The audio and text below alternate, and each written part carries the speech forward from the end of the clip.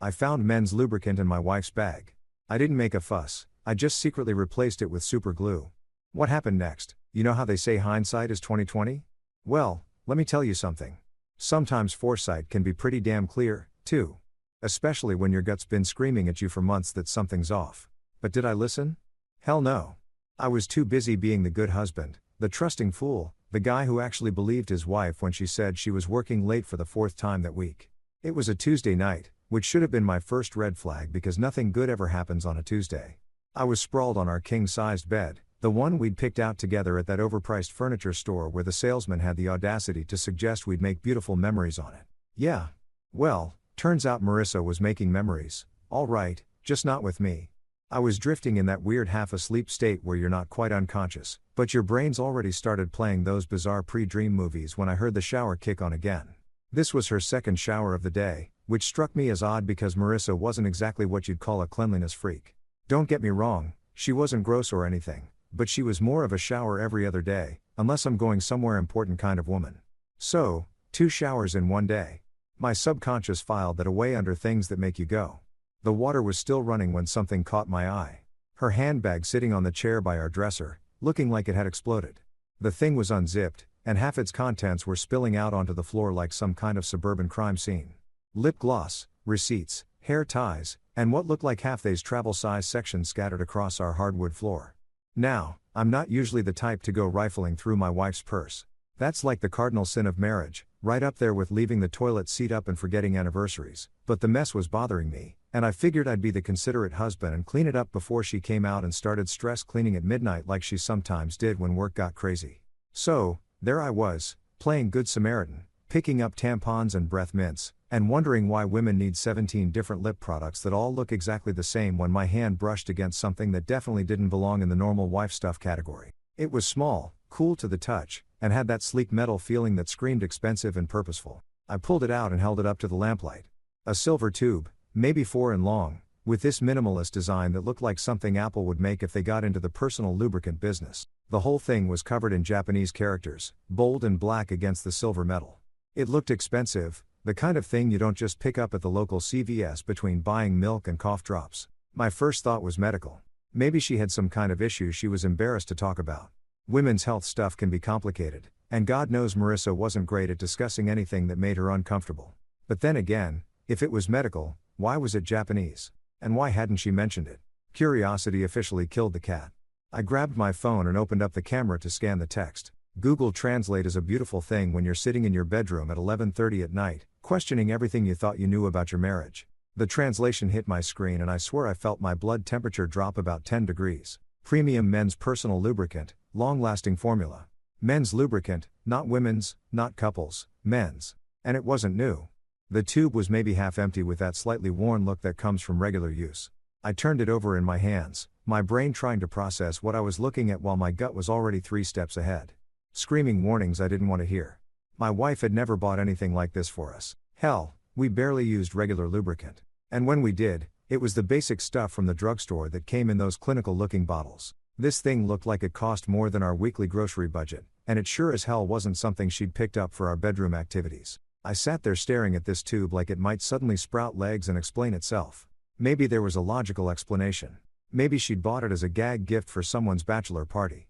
Maybe it belonged to a friend who had left it in her purse by mistake. Maybe I was overthinking things because I'd been watching too many true crime documentaries lately. But then my eyes drifted over to her tablet, sitting innocently on the desk where she'd left it after working on some presentation slides earlier. The screen was still glowing, showing her home screen with all those neatly organized app folders she was so proud of. Everything had cute little names like fun stuff and work tools and groceries. Wait, groceries? I'd never seen Marissa use a grocery app in my life. The woman who made me drive to 3 different stores because she insisted on getting the good brand of everything suddenly had a grocery folder on her tablet. That was like finding out your vegan friend had a secret hamburger stash. My hands were shaking as I tapped on the folder. Inside was a single app I'd never seen before.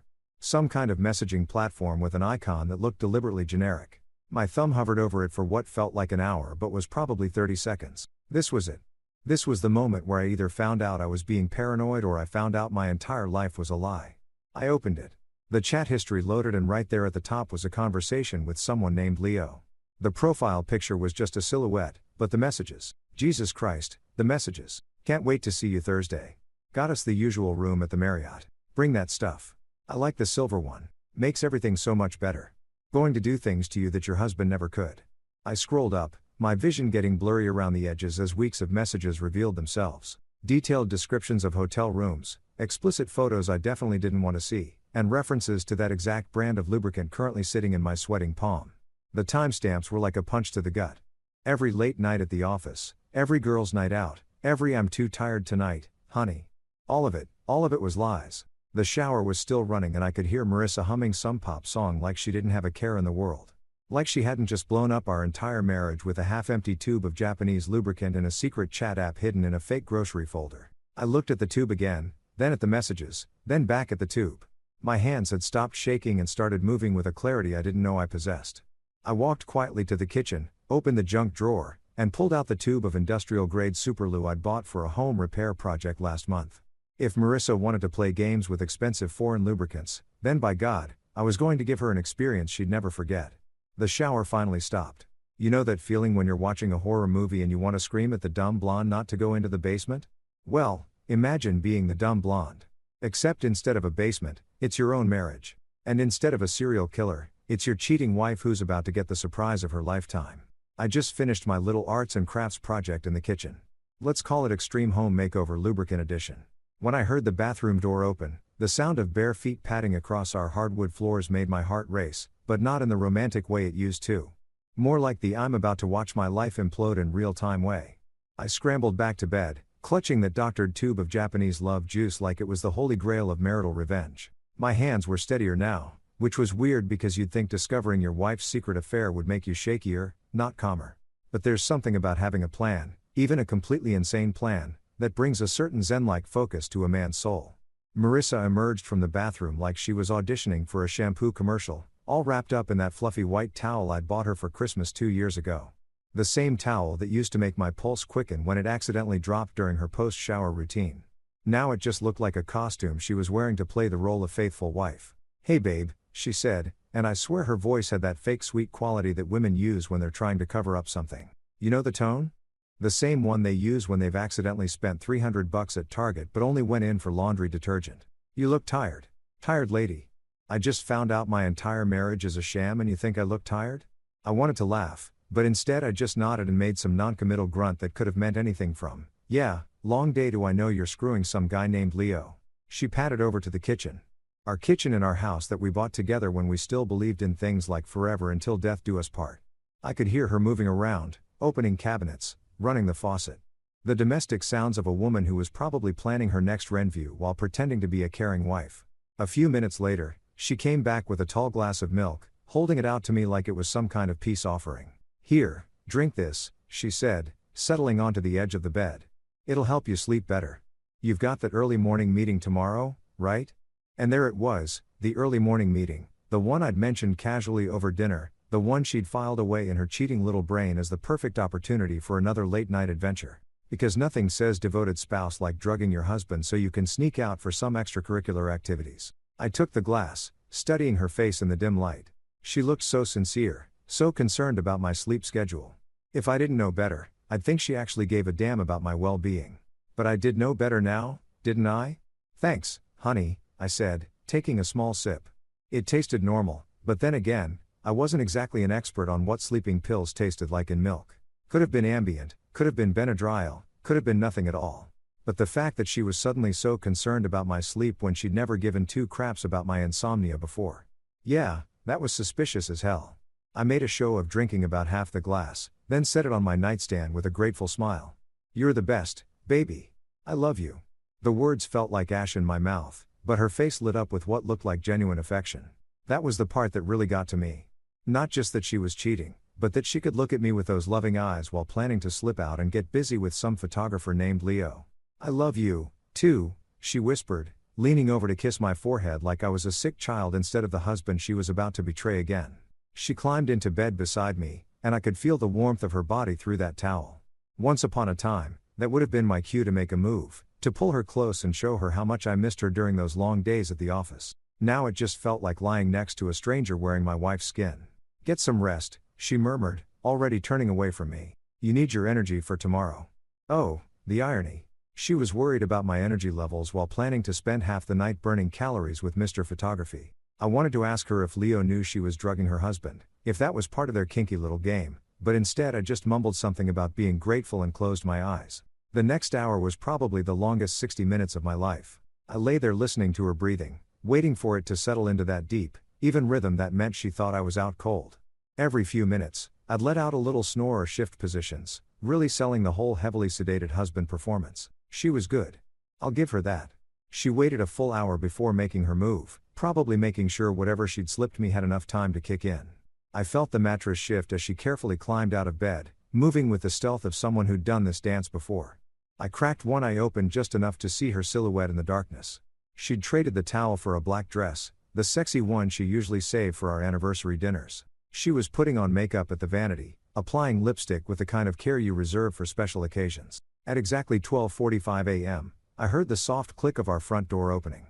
Then the faint sound of voices in the hallway outside our apartment. My heart was pounding so loud I was sure the neighbors could hear it through the walls. I gave her exactly 20 seconds, long enough to think she was in the clear, but not long enough for them to disappear entirely.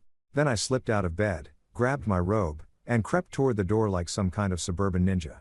The hallway was dimly lit, but I could see them at the far end near the elevator. Marissa was pressed against the wall, and some tall guy had his hands on either side of her face, kissing her like she was the last woman on earth. Even from a distance, I could see he was everything I wasn't. Tall, muscular, probably 10 years younger than me. So, this was Leo. This was the man my wife thought was worth throwing away 15 years of marriage for. They broke apart and I heard her whisper something that made him laugh. Then, they were walking toward the stairs, probably heading up to his place or maybe down to a car. Either way, they were moving with the confidence of people who thought they'd pulled off the perfect crime. I waited until I heard the stairwell door close, then made my decision. The same clarity that had guided me in the kitchen was back, telling me exactly what I needed to do. I was going to follow them. After all, a man deserves to see exactly what he's losing, right? Let me tell you something about following your cheating wife through your own apartment building at 1 o'clock in the morning. It's like being the star of the world's most depressing reality show. Keeping Up with the Adulterers, coming to a streaming service near you, featuring yours truly as the clueless husband who's about to get a front row seat to his own personal howl. I crept down the hallway like some kind of discount private investigator, my bare feet silent on the carpet that we'd all chipped in to replace last year during the building's community improvement phase. Funny how community improvement doesn't cover preventing your neighbors from screwing your wife. But I guess that's not really a maintenance issue, is it? The stairwell door was still swinging slightly when I reached it, which meant they hadn't gone far. I pressed my ear against the cold metal, listening for footsteps, voices, anything that would tell me which direction they'd gone. That's when I heard it, a soft thud from somewhere above me, followed by what sounded like muffled laughter. They were going up to the 4th floor, which was interesting because as far as I knew, we didn't know anyone on the 4th floor. But then again, apparently there were a lot of things about my wife's social circle that I didn't know. I eased the door open and started climbing, keeping to the outer edge of each step because that's where they're less likely to creak. Don't ask me how I knew that. Probably too many episodes of Criminal Minds during those nights when Marissa claimed she was too tired for anything but sleep. The 4th floor hallway was identical to ours, except everything was flipped like a mirror image. Same beige walls, same industrial carpet, same fluorescent lighting that made everyone look like they were dying of consumption. I could hear voices coming from apartment 4C, which was directly above our spare bedroom. How's that for cosmic irony? The guy my wife was cheating with lived right above us, probably listening to us argue about whose turn it was to take out the trash while planning his next romantic rendezvous with my supposedly devoted spouse. I pressed myself against the wall next to 4C, feeling like a character in some low-budget thriller where the budget was so tight they couldn't afford actual sets. The door was cheap hollow core construction, the kind that lets you hear everything from a normal conversation to a sneeze to apparently the sound of your marriage dissolving in real time. "I can't believe you live right above him," Marissa was saying. And I could hear the excitement in her voice. The same tone she used to use when we'd sneak away for weekend trips back when she still pretended to find me exciting. Makes it more fun, doesn't it? This was Leo's voice. Deep, confident with just a hint of an accent I couldn't place. Probably European. Women always go crazy for European guys. Like having a different passport automatically makes you better in bed. God, yes. Sometimes I can hear him watching TV down there and I just think about you up here waiting for me. I wanted to vomit or punch something or both. Instead, I just stood there like a masochist, listening to my wife discuss how much she enjoyed the geographic convenience of cheating on me. "Did you bring what I asked for?" Leo's voice again, closer to the door now. Of course. I could practically hear her smiling. I brought what you like. The good stuff. The good stuff. My specially modified tube of Japanese lubricant, now featuring the kind of industrial adhesive that could probably hold a space shuttle together. I had to bite my lip to keep from laughing out loud. There was some rustling, probably Marissa digging through her purse, followed by what sounded like someone opening a tube. My heart was pounding so hard I was sure they could hear it through the wall. Perfect. Leo said, "You know how much I love it when you come prepared." Oh, buddy, I thought. You have no idea how prepared she is tonight. I heard footsteps moving away from the door, deeper into the apartment. The voices became muffled, but I could still make out the general tone. Playful, flirtatious, building toward what they thought was going to be another successful night of adultery. I pressed my ear harder against the door, straining to hear what was coming next. Part of me wanted to kick the door down and confront them right then and there to see the look on their faces when they realized their little secret was out. But the other part of me, the part that had carefully replaced the contents of that tube, wanted to wait and see how this played out. The apartment went quiet for a few minutes, which probably meant they were getting down to business. I imagine Leo lying back on whatever cheap furniture he had in there, probably feeling pretty damn pleased with himself for landing a married woman who lived one floor down and brought her own supplies. Then I heard Marissa's voice. "Just relax. This is going to be amazing." Famous last words. Sweetheart. For about 30 seconds, there was nothing but the kind of sounds you'd expect from two people who thought they were about to have the time of their lives. Some movement, some heavy breathing, the general audio backdrop of two adults about to discover that karma has a really twisted sense of humor. Then everything changed. "What the?" Leo's voice, sharp and confused. "Wait, something's wrong," Marissa said. And I could hear the first note of panic creeping in. "What did you do?" Leo again, his voice rising. "What the hell did you put on me? I don't understand." Marissa sounded genuinely confused, which would have been funny if it wasn't so pathetic. "It's the same stuff as always. The silver tube, the Japanese brand you like." "Well, something's wrong with it. I can't. We can't. Oh God, we're stuck." And there it was. The moment I've been waiting for. The sweet sound of two cheaters realizing that their night of passion had turned into a medical emergency. I pressed my face against the door, grinning like a psychopath, listening to their panic escalate. "Don't pull," Marissa hissed.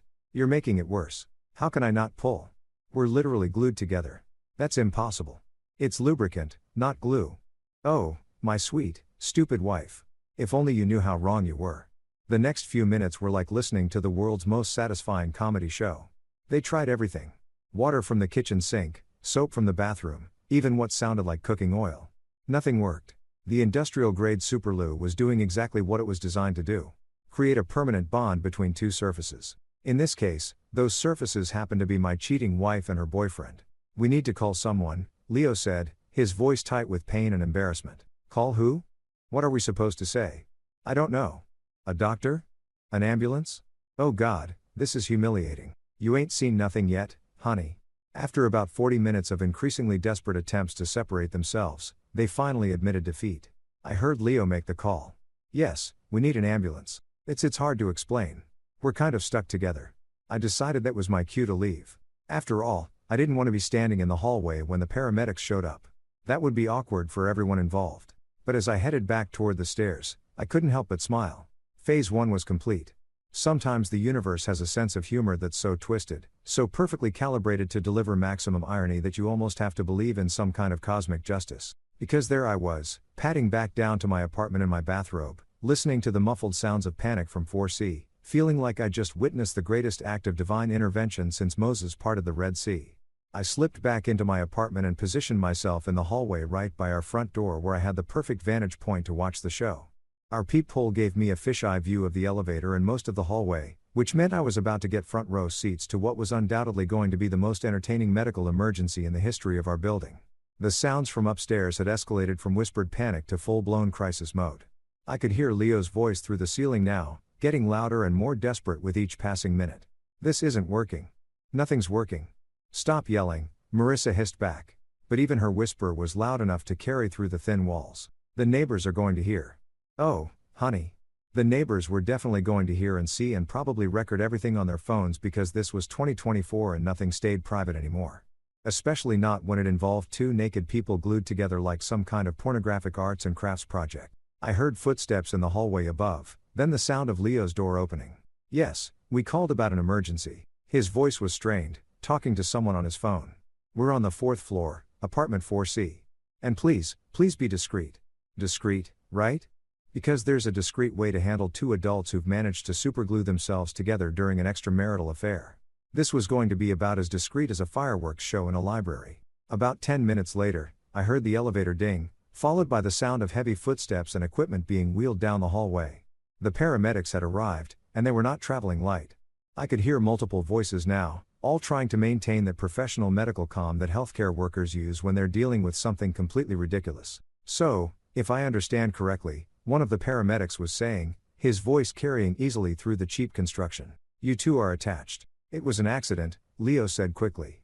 "Some kind of reaction with the product we were using." "Product? That's what we're calling it now.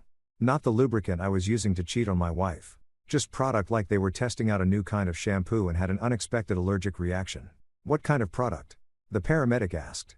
And I could hear the barely suppressed amusement in his voice. These guys had probably seen everything, but this was definitely going to be a story they told at the bar for years to come.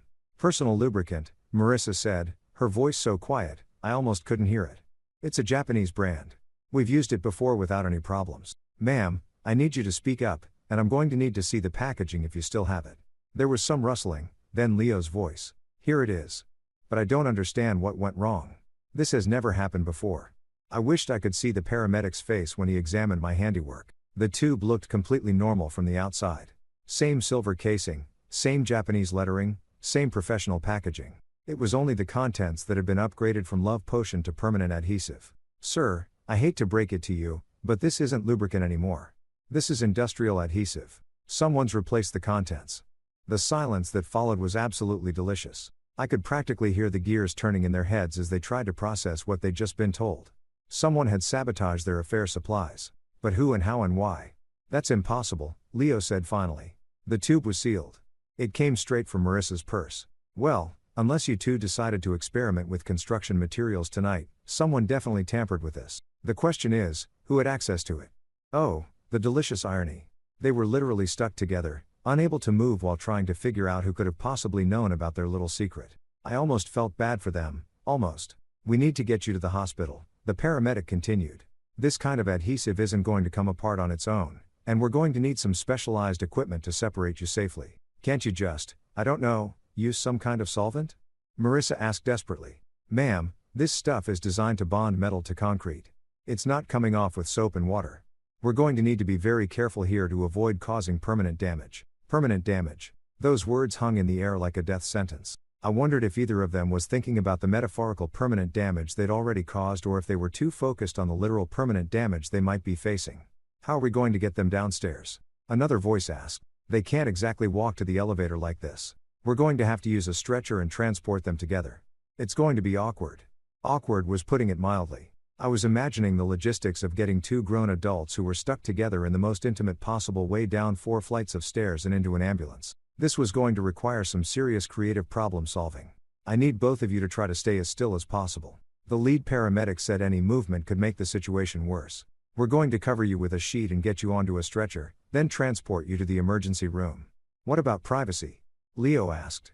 "There are going to be people in the hallway, neighbors with cameras." "Sir, I understand your concern, but right now our priority is getting you medical attention. Privacy as well, it's going to be challenging under the circumstances." I heard more movement upstairs. The sound of equipment being positioned and the general bustle of medical professionals trying to figure out how to handle a situation that definitely hadn't been covered in their training manual. Then came the moment I'd been waiting for, the sound of Leo's apartment door opening, followed by multiple sets of footsteps in the hallway above. They were bringing them out. I positioned myself at my peephole, ready for the show of a lifetime. This was better than pay-per-view, better than any reality TV show, better than Christmas morning. This was justice served cold and with a side of public humiliation. The elevator dinged and I heard the mechanical whir of the stretcher being wheeled out. Through my peephole, I could see the paramedics maneuvering something large and sheet-covered toward the elevator. The sheet wasn't quite big enough to cover everything, and I caught a glimpse of 2 sets of legs at very odd angles. Behind them came a small crowd of neighbors who'd been drawn out by the commotion. Mrs. Patterson from 3B had her phone out. Naturally, the college kids from 2A were trying to look nonchalant while obviously recording everything. Even cranky Mr. Henderson from the first floor had emerged from his cave to see what all the fuss was about. The elevator doors closed and the building fell silent except for the excited chatter of neighbors discussing what they just witnessed. I waited another few minutes, Then cracked my door open and stepped into the hallway. Crazy night, huh? Mrs. Patterson said, still clutching her phone. Did you see what happened? I shook my head, putting on my best confused neighbor expression. I heard the sirens, but I was asleep. What's going on? Two people got stuck together somehow, she said, her eyes bright with gossip. Had to take them both to the hospital on the same stretcher. Stuck together? How? Well, she leaned in conspiratorially.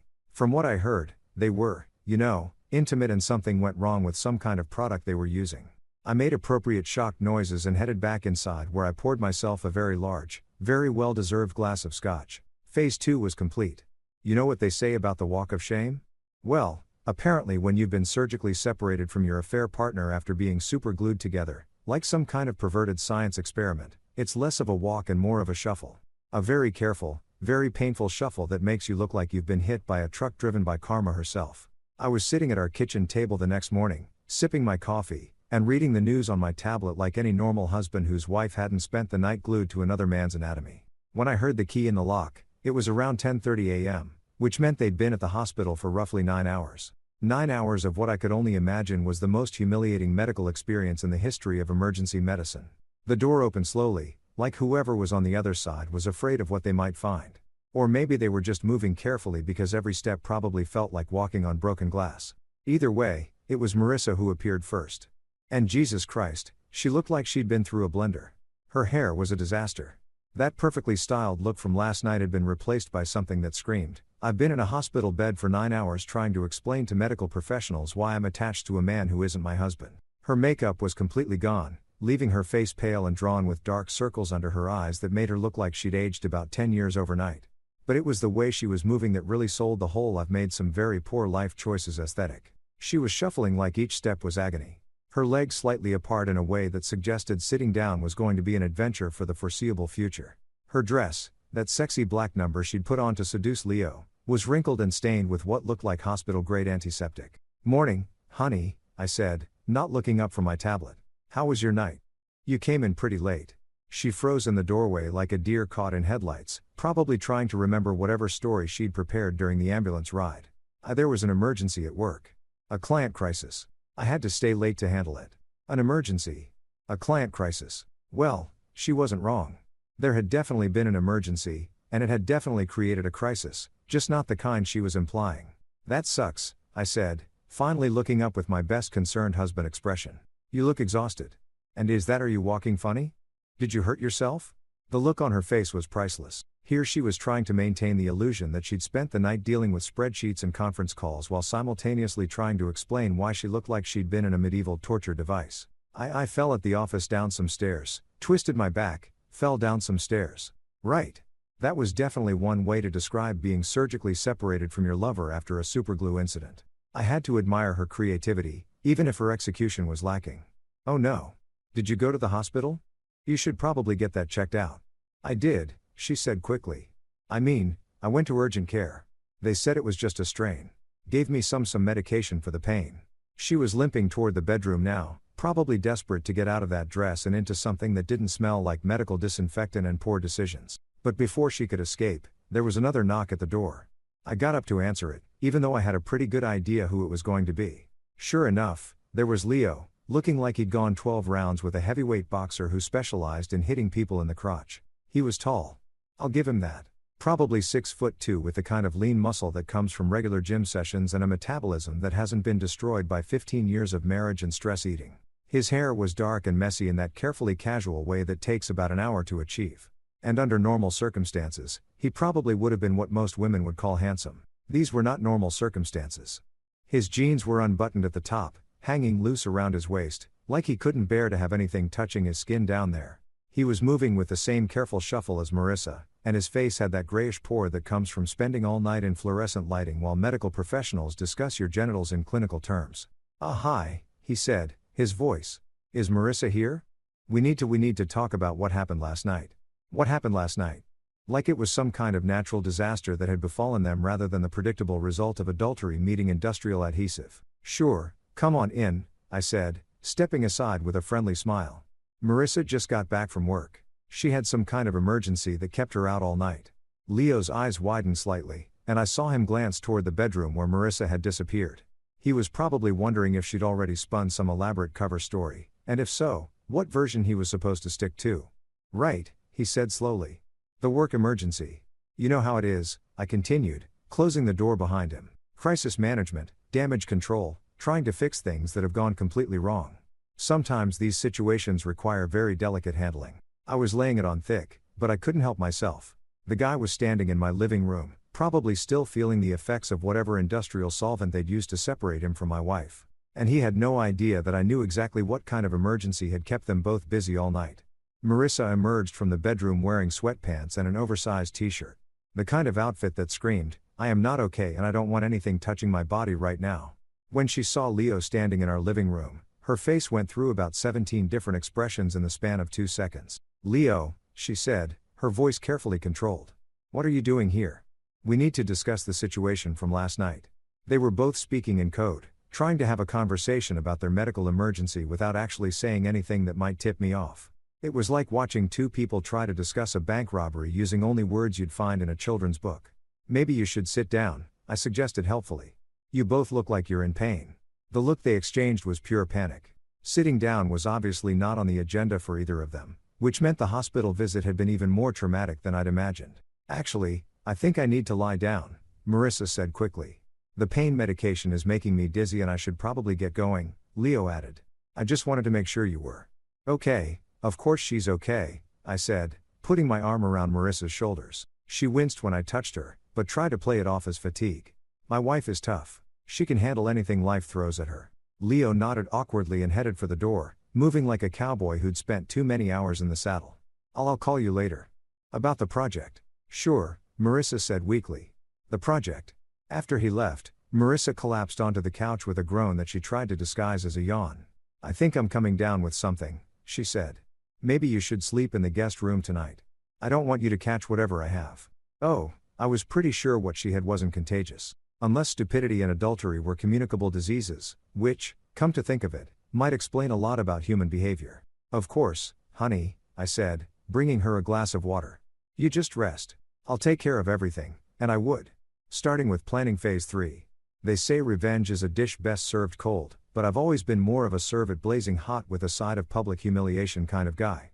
Besides, when your cheating wife is already walking like she's been kicked by a mule, why not add a little spice to her recovery process? I spent the rest of that afternoon playing the role of devoted husband with the kind of Oscar-worthy performance that would have made Meryl Streep weep with envy. I brought Marissa pillows, adjusted the thermostat, asked if she needed anything every 20 minutes, and generally behaved like a man whose biggest concern was his wife's mysterious work-related injury. She was milking it for all it was worth. Of course, every movement was accompanied by a "was." Every position change required a dramatic intake of breath. And she developed this pathetic little whimper that she deployed whenever she thought I wasn't looking directly at her. It was like watching a one-woman production of The Suffering Wife performed by someone who'd never actually experienced real suffering, but had watched a lot of soap operas. "I think I need to eat something," she said around 4 p.m., speaking from her position on the couch where she'd been arranged like some kind of wounded princess. "But my stomach is really sensitive right now. Maybe something light." Oh, her stomach was sensitive. How interesting. I wondered if that had anything to do with the stress of spending 9 hours in a hospital explaining to medical professionals why she was anatomically connected to a man who wasn't her husband, or if it was just a side effect of whatever painkillers they'd given her. "Of course, baby," I said, already heading toward the kitchen. "I'll make something special. You just rest." Something special indeed. I'd been planning this meal since she'd shuffled through our front door, looking like a walking advertisement for the consequences of adultery. It was going to be a symphony of spice, a carefully orchestrated assault on her already compromised digestive system. I started with lamb skewers, but these weren't your garden variety barbecue fare. I marinated the meat in a blend that would have made a jalapeno pepper file a restraining order. Ghost pepper powder, Carolina Reaper flakes, habanero sauce, and enough sea to strip paint. Then I added some Thai bird's eye chilies for texture and a generous helping of wasabi paste because why the hell not? While the lamb was absorbing its payload of thermal warfare, I moved on to the garlic prawns. Now, I love garlic as much as the next guy, but this was garlic with a purpose. I used about 10 cloves where a normal recipe would call for 2. Then added garlic powder, garlic salt, and some black garlic I'd been saving for a special occasion. The prawns were swimming in enough garlic to ward off every vampire in a 5-state radius. But the piece to resistance was the chili crab. I'd ordered it from that Singaporean place downtown, The one that advertises their authentic volcanic heat and makes you sign a waiver before they'll serve you their spiciest dishes. This wasn't just food. This was a weaponized dining experience that came with its own fire extinguisher. "Smells amazing in there," Marissa called from the living room, her voice still carrying that pathetic wounded quality. "What are you making?" "Just some of your favorites," I called back, grinning as I arranged everything on a platter that looked like it belonged in a 5-star restaurant. "I know you've been stressed lately, so I wanted to do something special." "Stressed?" "Right. Nothing quite like being surgically separated from your lover to really ramp up those stress levels." I brought the feast out on a tray complete with cloth napkins and our good silverware. The presentation was beautiful restaurant quality plating that disguised the fact that I'd essentially created a meal designed to torture someone with compromised internal geography. "Oh wow," Marissa said, struggling to sit up straighter on the couch. "This looks incredible. You really didn't have to go to all this trouble." "No trouble at all," I assured her, settling the tray on the coffee table within easy reach. "I know how much you love spicy food. And after the night you've had, I figured you could use some comfort food." That was the beauty of my plan. Marissa did love spicy food. Under normal circumstances, she could handle heat that would send most people running for milk. But these weren't normal circumstances, were they? Her entire digestive system was probably already in revolt from stress, painkillers, and whatever hospital food they'd forced on her during her extended stay in medical hell.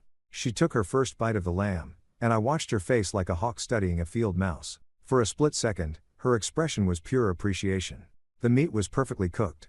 The flavors were complex and well balanced, and under any other circumstances, it would have been a genuinely excellent meal. Then the heat hit. It started as a slight widening of her eyes, followed by a pause in her chewing, then a very careful swallow that suggested she was already regretting her life choices. But she was committed now, trapped by the need to maintain her everything is fine facade. "This is really good," she said, reaching for her water glass with movements that were just a little too quick to be casual. "Very flavorful." Flavorful, that was one way to put it. She gamely worked her way through the prawns, each bite requiring more water and longer pauses. The garlic was doing its job. I could see beads of sweat forming on her forehead despite the fact that our apartment was kept at a comfortable 72 degrees. But it was the chili crab that really sealed the deal. She took one bite and I watched her entire body tense like she'd been hit with a cattle prod. Her face went red, then white, then an interesting shade of green that I'd never seen on a human being before. She started, then stopped. Probably because speaking required breathing, and breathing was currently not her friend. "More water?" I asked helpfully, already refilling her glass. "The crab is pretty intense. I probably should have warned you," she nodded desperately, downing the entire glass in 3 gulps. But the damage was done. I could practically see the heat working its way through her system, adding insult to injury in places that were already tender from her medical adventure. "Maybe I should lie down," she said weakly. "I think the medication is interacting with the food." "Of course," I said, all concern and sympathy. "You should probably get some rest. I'll clean up here." She struggled to her feet, moving even more carefully than before, and shuffled toward the bedroom like a woman walking through a minefield. Every step looked like agony, and I had to bite the inside of my cheek to keep from smiling. As she disappeared down the hallway, I heard my phone buzz with a text message. It was from my buddy Rick, who worked at the hospital. "Dude, you're not going to believe the case that came into the ER last night. 2 people glued together during sex. Had to bring in a specialist to separate them. Funniest I've ever seen." I typed back, "No way. That's crazy. Are they okay?" "Physically, they'll be fine eventually, but the guy developed an infection at the separation site. Had to admit him for 4 antibiotics. The woman went home, but she's going to be uncomfortable for a while." An infection. Leo's situation had gotten worse, which meant phase 3 was going to be even more effective than I'd planned. I finished cleaning up the kitchen, then prepared my next surprise. Hidden in our medicine cabinet behind the aspirin and band-aids was a tube of recovery ointment that Marissa would probably need for the next few days. It was a perfectly innocent-looking product designed to soothe irritated skin and promote healing. It was also about to be replaced with something that would turn her recovery process into a whole new level of hell. I unscrewed the cap and emptied the contents into the sink. Then refilled the tube with capsaicin cream, the stuff they use to treat arthritis pain, the same active ingredient that makes pepper spray so effective. It looked identical to the original ointment. Same color, same consistency. But when Marissa applied it to her tender areas tomorrow morning, she was going to discover that some mistakes have consequences that just keep on giving. I put the tube back exactly where I'd found it and headed to bed.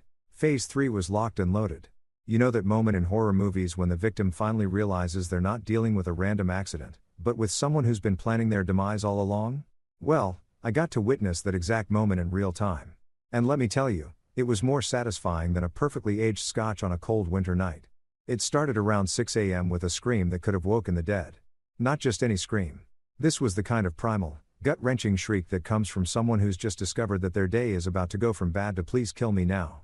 It came from our bathroom, followed immediately by what sounded like someone trying to put out a fire with their bare hands. I was already awake, of course, had been for about an hour, lying in our guest bed, listening for the exact moment when Marissa would apply what she thought was soothing recovery ointment to her already traumatized anatomy. The anticipation had been killing me, like waiting for the finale of the world's most twisted reality show. Jesus Christ, she screamed, and I heard something crash in the bathroom. Probably the tube of ointment hitting the tile floor as she realized that what was supposed to heal her was instead setting her on fire from the inside out. I gave it exactly 10 seconds, long enough for the capsaicin to really get to work, but not so long that she'd start to suspect I wasn't coming to help. Before I jumped out of bed and ran toward the bathroom like the concerned husband I was pretending to be. Marissa, what's wrong? I called through the door, which was locked. Smart woman. She developed trust issues about people seeing her in vulnerable positions. Wonder why that might be. Something's wrong with the medicine. She gasped between what sounded like hyperventilating. It's burning. Oh God, it's burning. What medicine? The ointment from the hospital. Yes. No, I don't know. Make it stop. I could hear water running, which meant she was probably trying to rinse off the cream.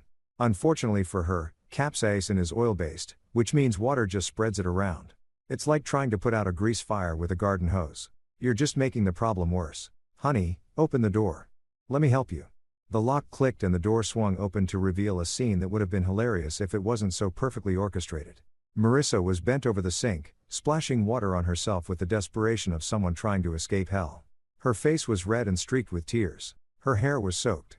And she was making these little whimpering sounds that would have tugged at my heartstrings if I still had any where she was concerned. I can't make it stop, she sobbed. The burning won't stop. Something's wrong with that tube. I looked at the fallen tube on the floor, my handiwork scattered across the bathroom tiles. That's weird, I said, picking it up and examining it like I'd never seen it before. This is the same brand you always use, isn't it? I don't know. Maybe they changed the formula. Maybe it's expired. I don't care what it is. Just make it stop. The beauty of capsaicin is that it doesn't just burn. It creates this deep penetrating heat that feels like it's coming from inside your bones. And once it gets on sensitive tissue, especially tissue that's already been traumatized by, say, emergency medical separation procedures, it turns into the kind of pain that makes you question every decision you've ever made. We need to get you to the hospital, I said, wrapping a towel around her shaking shoulders. This isn't normal. You might be having some kind of allergic reaction. I can't go back there, she whispered. Not again. Not after last night. Ah, there it was. The admission that last night had been something more than a work emergency. She was so focused on the burning sensation between her legs that she'd let her guard down and revealed that she had reasons to avoid the hospital beyond simple embarrassment. Honey, this is serious. You're in real pain and I'm worried about infection or complications from your fall yesterday. Her fall, right? We were still maintaining that fiction even though she was currently experiencing what felt like napalm being applied to her most intimate areas. I can't, she said again, but I could see the resolve cracking. The pain was winning the battle against her pride, which was exactly what I'd been counting on. Look at me, I said, taking her face in my hands with all the tenderness of a devoted husband. I love you. I'm not going to let anything happen to you, but this isn't something we can handle at home. The drive to the hospital was a symphony of suffering. Marissa couldn't sit properly in the passenger seat. She was half lying, half crouching, trying to find a position that didn't make the burning worse. Every bump in the road sent her into fresh waves of agony. And she was gripping the door handle so hard I thought she might rip it off. How did this happen? She kept asking. How did this happen? If only she knew the answer to that question. If only she understood that every moment of pain she was experiencing was a direct result of choices she'd made, lies she'd told, and trust she'd broken. But that level of self-awareness was probably beyond her capabilities right now. We pulled up to the emergency room entrance, the same one she'd been wheeled out of less than 12 hours earlier, still attached to her lover, like some kind of pornographic Siamese twin. The irony wasn't lost on me, and I had to suppress a smile as I helped her out of the car. The triage nurse took one look at Marissa's condition and immediately escalated her to a private room. Being a repeat customer definitely had its advantages, especially when your previous visit involved being surgically separated from someone who wasn't your spouse. Dr. Martinez, the same physician who'd overseen the separation procedure, walked in with an expression that suggested he was either having the strangest week of his medical career or he'd entered some kind of alternate universe where people's sex lives had declared war on basic anatomy. "Mrs. Thompson," he said, consulting his chart. "Back so soon, what seems to be the problem?" Marissa tried to explain about the ointment, the burning, the reaction she was having. Dr. Martinez listened with the kind of professional patience that comes from years of dealing with medical mysteries, but I could see the concern growing in his eyes as he examined her. "This level of inflammation is severe," he said finally. "The tissue damage from yesterday's procedure, combined with what appears to be a chemical burn, has created a potentially serious situation." "Chemical burn?" Those words hung in the air like a death sentence. "Are you certain about the ointment you used?" he asked. "Because this reaction is consistent with exposure to capsaicin or a similar irritant." Marissa looked confused, which was understandable since she had no idea that her loving husband had been conducting chemistry experiments with her recovery supplies. "I used the same tube I always use," she said weakly. "But something was wrong with it." Dr. Martinez nodded thoughtfully. "Given the extent of the damage and the risk of infection, I'm going to recommend surgical intervention. We need to remove the affected tissue before necrosis sets in." Necrosis. That was a word that commanded attention. It meant tissue death, permanent damage, the kind of consequences that don't just heal with time and good intentions. "Surgery?" Marissa's voice was barely a whisper. "I'm afraid so. The combination of yesterday's trauma and today's chemical exposure has created a situation where conservative treatment isn't going to be sufficient. We need to excise the damaged tissue and give you the best chance for proper healing." I squeezed her hand supportively. "Whatever you think is best, doctor, we just want her to be okay." The consent forms were brought in, and I watched Marissa sign away pieces of herself with trembling hands. She was crying now, not just from the physical pain, but from the dawning realization that her body was going to be permanently changed by the events of the last 24 hours. "How long will the recovery take?" I asked, playing the concerned husband to perfection. "Several weeks at minimum," Dr. Martinez replied. "And there will be permanent changes. Some sensation may never return to normal." Permanent changes. Some sensation may never return to normal. I filed those phrases away for future reference, feeling a deep satisfaction that had nothing to do with the sterile hospital environment and everything to do with justice finally being served. As they wheeled Marissa toward the operating room, she grabbed my hand one last time. "I love you," she said, her voice thick with sedation and fear. "I love you, too," I replied. And for the first time in months, I actually meant it. I loved this version of her, vulnerable, consequences facing, finally paying the price for her betrayals. The surgery took 3 hours, and when Dr. Martinez came out to speak with me, his expression was grave. "We were able to remove all the damaged tissue," he said. "But the extent of the excision was more significant than we initially anticipated. She's going to need extensive follow-up care, and there will be permanent functional changes." I nodded solemnly, like a devoted husband receiving devastating news about his beloved wife. Inside, I was already planning phase 4.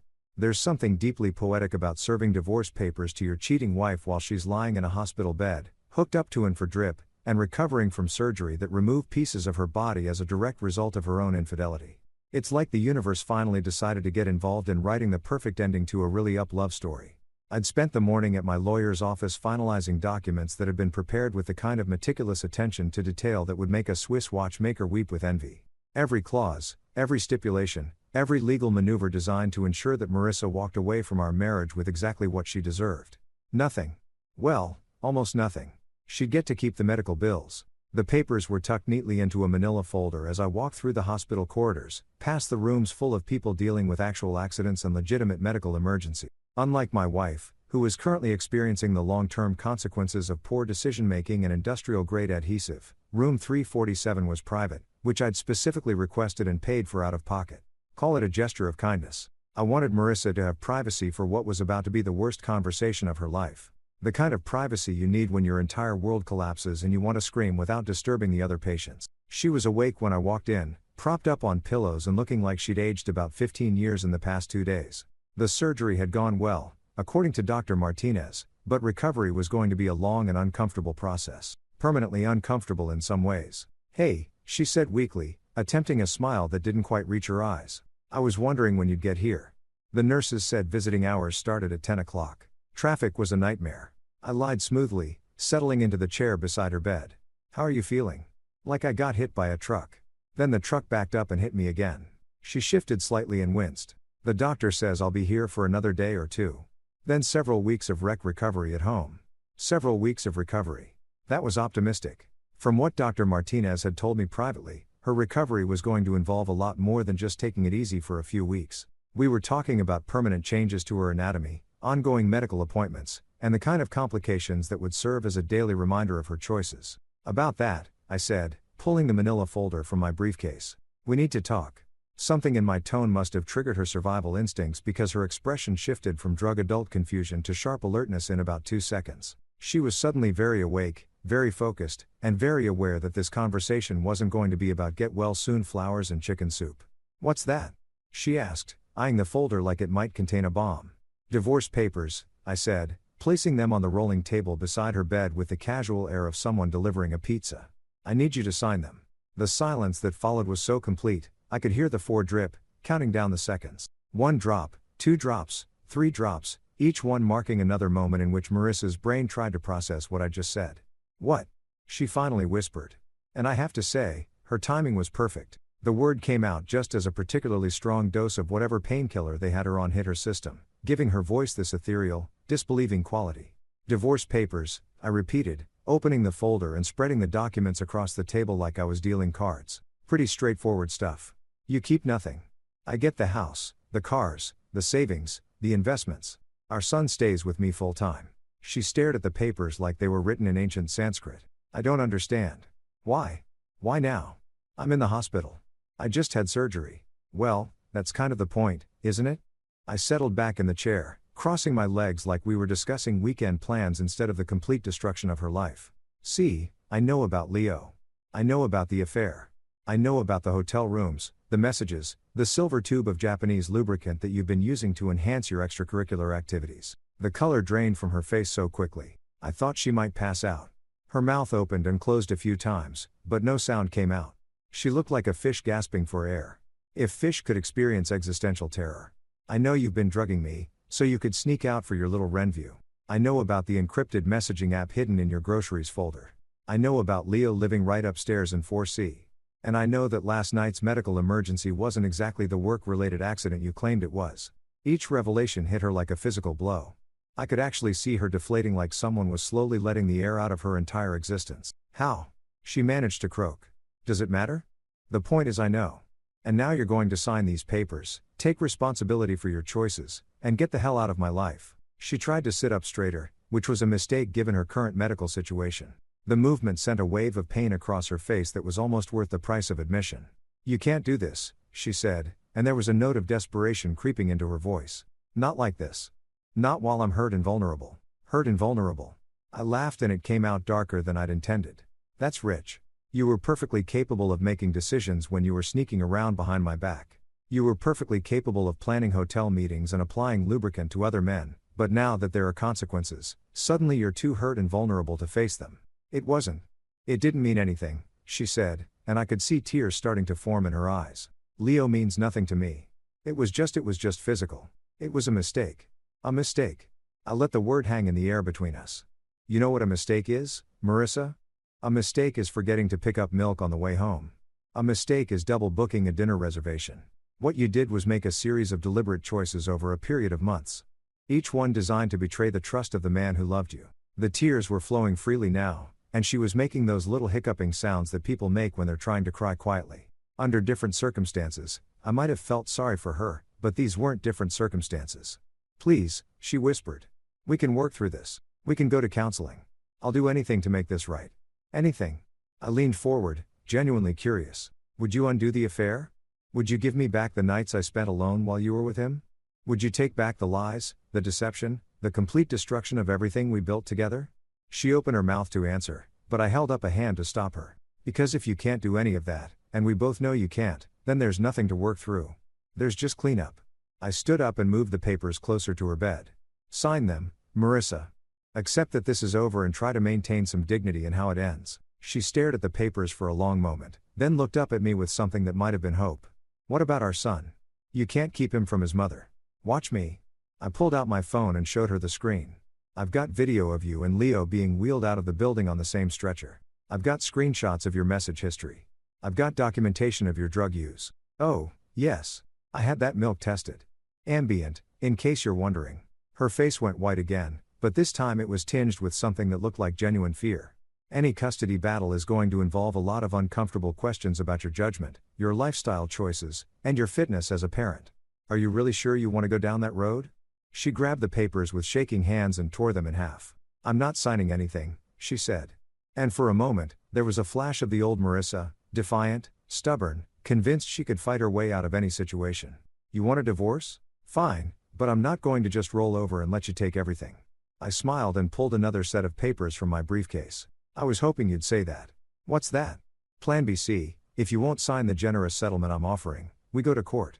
And in court, all of this becomes public record. The affair, the circumstances of your medical emergency, the drug use, everything. Is that really what you want? She stared at the second set of papers, and I could see the exact moment when she realized she was completely there was no way out, no clever legal maneuver, no last-minute rescue, just the cold, hard reality of consequences finally catching up to choices. But instead of accepting defeat gracefully, she did something I didn't expect. She started to laugh. Not happy laughter, the kind of broken, hysterical laughter that people make when their sanity finally gives up and goes home. It started as a giggle, then built into full-blown cackles that echoed off the hospital room walls. You think you've won, she said between gasps. You think you're so smart, so clever, but you have no idea what you've done. Enlighten me. Leo isn't going anywhere. Even if we get divorced, even if you take everything, he'll still be there. And there are others, too. Do you really think he was the first? Do you really think this was some kind of isolated incident? The words hit me like a slap across the face, but I kept my expression neutral. Others, oh, honey, she said, and her voice was pure poison now. You have no idea how long this has been going on. Leo was just the most recent, the most convenient. But there have been others, lots of others. And there it was, the final revelation that turned my carefully planned revenge from a surgical strike into something much more comprehensive. I looked at my broken, hospitalized, soon-to-be ex-wife and realized that phase 4 was going to be much more extensive than I'd originally planned. There's something deeply poetic about serving divorce papers to your cheating wife while she's lying in a hospital bed, hooked up to and for drip, and recovering from surgery that removed pieces of her body as a direct result of her own infidelity. It's like the universe finally decided to get involved in writing the perfect ending to a really up love story. I'd spent the morning at my lawyer's office finalizing documents that had been prepared with the kind of meticulous attention to detail that would make a Swiss watchmaker weep with envy. Every clause, every stipulation, every legal maneuver designed to ensure that Marissa walked away from our marriage with exactly what she deserved. Nothing. Well, almost nothing. She'd get to keep the medical bills. The papers were tucked neatly into a manila folder as I walked through the hospital corridors, past the rooms full of people dealing with actual accidents and legitimate medical emergencies. Unlike my wife, who was currently experiencing the long-term consequences of poor decision-making and industrial-grade adhesive, room 347 was private, which I'd specifically requested and paid for out of pocket. Call it a gesture of kindness. I wanted Marissa to have privacy for what was about to be the worst conversation of her life. The kind of privacy you need when your entire world collapses and you want to scream without disturbing the other patients. She was awake when I walked in, propped up on pillows and looking like she'd aged about 15 years in the past 2 days. The surgery had gone well, according to Dr. Martinez, but recovery was going to be a long and uncomfortable process, permanently uncomfortable in some ways. Hey, she said weakly, attempting a smile that didn't quite reach her eyes. I was wondering when you'd get here. The nurses said visiting hours started at 10 o'clock. Traffic was a nightmare. I lied smoothly, settling into the chair beside her bed. How are you feeling? Like I got hit by a truck. Then the truck backed up and hit me again. She shifted slightly and winced. The doctor says I'll be here for another day or two. Then several weeks of recovery at home. Several weeks of recovery. That was optimistic from what Dr. Martinez had told me privately. Her recovery was going to involve a lot more than just taking it easy for a few weeks. We were talking about permanent changes to her anatomy, ongoing medical appointments, and the kind of complications that would serve as a daily reminder of her choices. About that, I said, pulling the manila folder from my briefcase. We need to talk. Something in my tone must have triggered her survival instincts because her expression shifted from drug-adult confusion to sharp alertness in about 2 seconds. She was suddenly very awake, very focused, and very aware that this conversation wasn't going to be about get-well-soon flowers and chicken soup. What's that? She asked, eyeing the folder like it might contain a bomb. Divorce papers, I said, placing them on the rolling table beside her bed with the casual air of someone delivering a pizza. I need you to sign them. The silence that followed was so complete, I could hear the 4 drip, counting down the seconds. 1 drop, 2 drops, 3 drops, each one marking another moment in which Marissa's brain tried to process what I just said. What? She finally whispered. And I have to say, her timing was perfect. The word came out just as a particularly strong dose of whatever painkiller they had her on hit her system, giving her voice this ethereal, disbelieving quality. Divorce papers, I repeated, opening the folder and spreading the documents across the table like I was dealing cards. Pretty straightforward stuff. You keep nothing. I get the house, the cars, the savings, the investments. Our son stays with me full time. She stared at the papers like they were written in ancient Sanskrit. I don't understand. Why? Why now? I'm in the hospital. I just had surgery. Well, that's kind of the point, isn't it? I settled back in the chair, crossing my legs like we were discussing weekend plans instead of the complete destruction of her life. See, I know about Leo. I know about the affair. I know about the hotel rooms, the messages, the silver tube of Japanese lubricant that you've been using to enhance your extracurricular activities. The color drained from her face so quickly I thought she might pass out. Her mouth opened and closed a few times, but no sound came out. She looked like a fish gasping for air. If fish could experience existential terror. I know you've been drugging me, so you could sneak out for your little Renview. I know about the encrypted messaging app hidden in your groceries folder. I know about Leo living right upstairs in 4C. And I know that last night's medical emergency wasn't exactly the work-related accident you claimed it was. Each revelation hit her like a physical blow. I could actually see her deflating like someone was slowly letting the air out of her entire existence. How? She managed to croak. Does it matter? The point is I know. And now you're going to sign these papers, take responsibility for your choices, and get the hell out of my life. She tried to sit up straighter, which was a mistake given her current medical situation. The movement sent a wave of pain across her face that was almost worth the price of admission. You can't do this, she said, and there was a note of desperation creeping into her voice. Not like this. Not while I'm hurt and vulnerable. Hurt and vulnerable, I laughed and it came out darker than I'd intended. That's rich. You were perfectly capable of making decisions when you were sneaking around behind my back. You were perfectly capable of planning hotel meetings and applying lubricant to other men, but now that there are consequences, suddenly you're too hurt and vulnerable to face them. It wasn't. It didn't mean anything, she said, and I could see tears starting to form in her eyes. Leo means nothing to me. It was just physical. It was a mistake. A mistake. I let the word hang in the air between us. You know what a mistake is, Marissa? A mistake is forgetting to pick up milk on the way home. A mistake is double booking a dinner reservation. What you did was make a series of deliberate choices over a period of months. Each one designed to betray the trust of the man who loved you. The tears were flowing freely now, and she was making those little hiccuping sounds that people make when they're trying to cry quietly. Under different circumstances, I might have felt sorry for her, but these weren't different circumstances. Please, she whispered. We can work through this. We can go to counseling. I'll do anything to make this right. Anything. I leaned forward, genuinely curious. Would you undo the affair?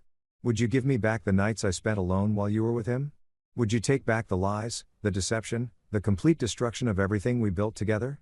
She opened her mouth to answer, but I held up a hand to stop her. Because if you can't do any of that, and we both know you can't, then there's nothing to work through.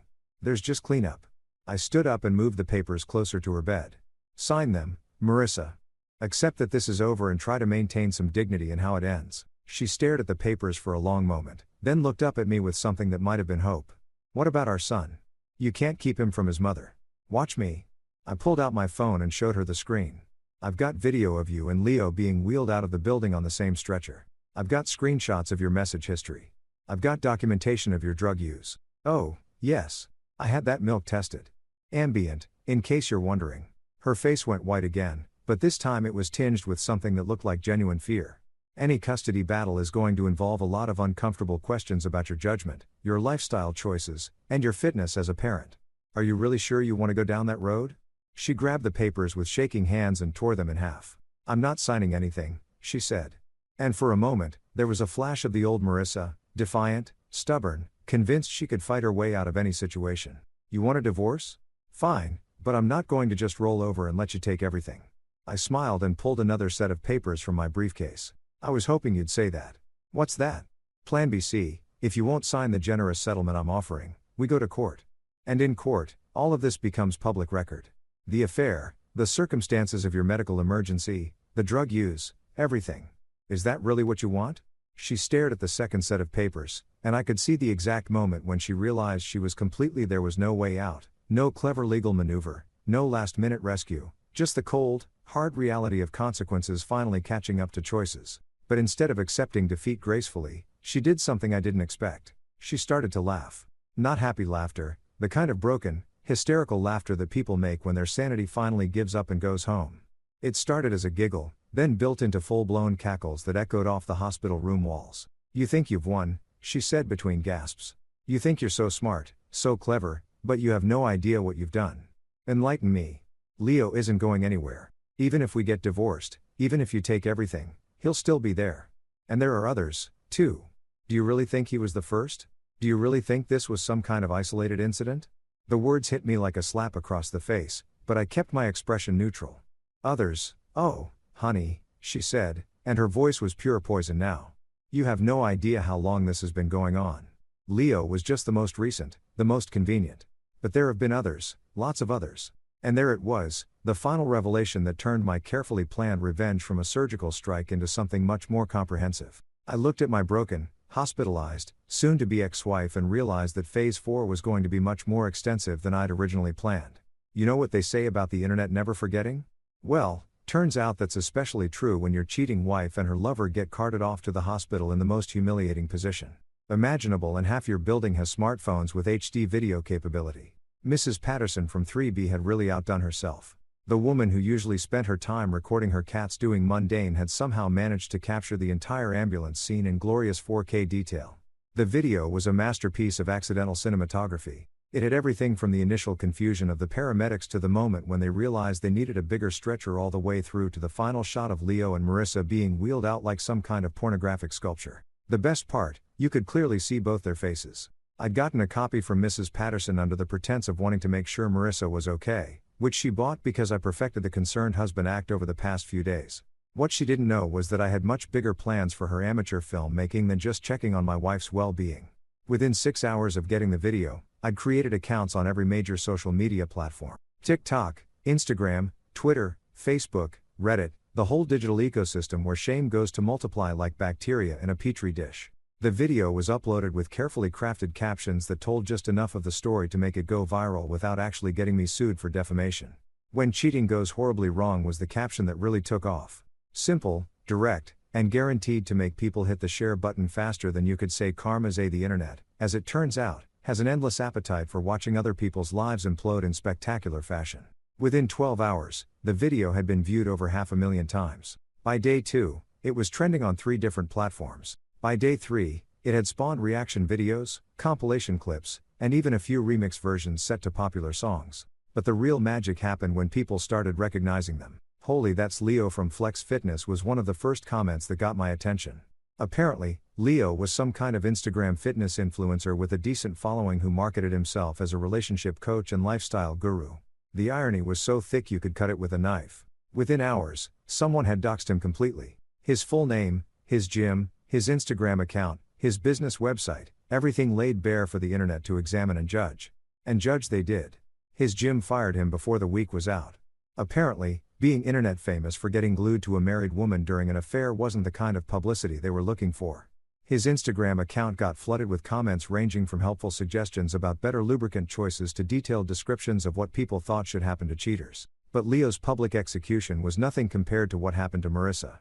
Someone recognized her from the parent-teacher conferences at our son's school. Another person knew her from her book club. A third identified her from the local yoga studio where she'd been a regular for years. Once her identity was out there, it spread like wildfire through our social circles. Her phone started ringing constantly. Reporters, bloggers, random internet strangers who'd somehow gotten her number. She'd made the mistake of keeping all her social media accounts public, which meant everyone could see her carefully curated life of perfect wife and mother posts going back years. The contrast between her online persona and the reality of what everyone had just witnessed was comedy gold for the internet trolls. They started posting side-by-side comparisons. Marissa's Instagram post about date night with my amazing husband next to a screenshot from the ambulance video. Her Facebook post about loyalty and trust in marriage paired with a still frame of her being wheeled away attached to another man. Her friends started distancing themselves one by one. The book club mysteriously had scheduling conflicts every time she tried to join their meetings. The yoga studio suddenly couldn't find her membership in their system. Even the grocery store cashiers started giving her looks that could freeze hell. But the real masterpiece came when I discovered something that made Leo's affair look like amateur hour. Hidden in her tablet's browsing history, I found evidence of something that made my blood run cold and my revenge plans expand exponentially. She hadn't been lying about there being others. Lots of others. There was an entire network, a private group that operated through encrypted apps and exclusive websites catering to married people looking for discreet encounters. It wasn't just casual cheating. This was organized systematic adultery with membership fees, background checks, and regular events. Marissa had been a premium member for over 3 years. 3 years. The evidence was all there. Hotel receipts, membership confirmations, even reviews she'd written about other members. She'd been living a completely double life, and I'd been too stupid and trusting to see it. But now I saw everything, and more importantly, I had documentation of everything. I printed out every piece of evidence, organized it into a comprehensive file, and walked straight to the police station. Not because adultery was illegal. It's not, unfortunately, but because the network itself was involved in some activities that definitely crossed legal lines. Tax evasion, for starters. The membership fees weren't being reported as income by the organizers. Then there was the prostitution angle. Some members were paying others for services, which made it a commercial operation.